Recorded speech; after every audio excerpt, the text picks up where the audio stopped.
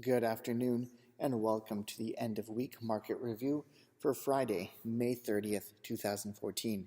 You are going to see that our US markets are rising bullish while our Canadian markets are declining bullish.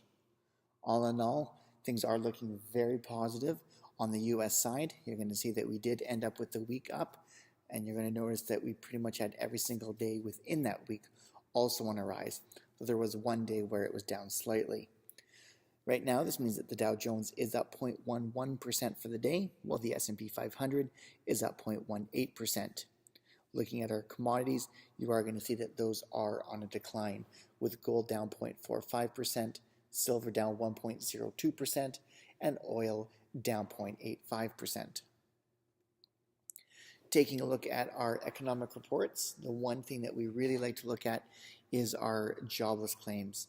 And you're going to see that they were expecting 318,000 filings. In reality, though, we only ended up with 300,000 filings. So this was definitely one of the ways that we contributed to a positive market, because we had fewer people complaining about no jobs.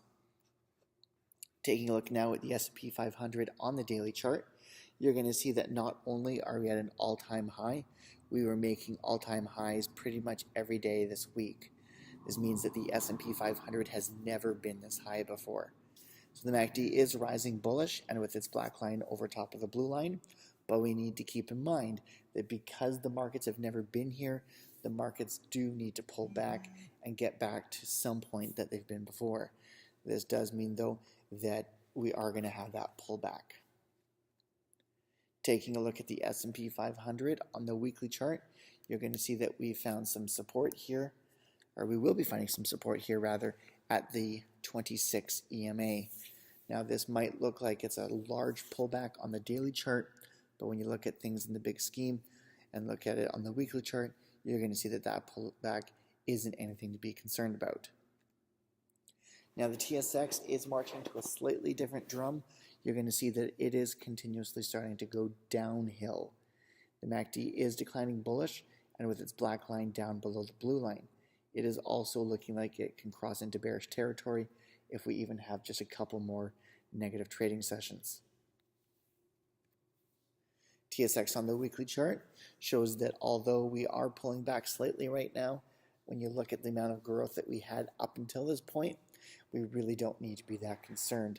Again, the TSX can pull back to that 26 EMA where it's been finding consistent support. We don't need to worry about that pullback.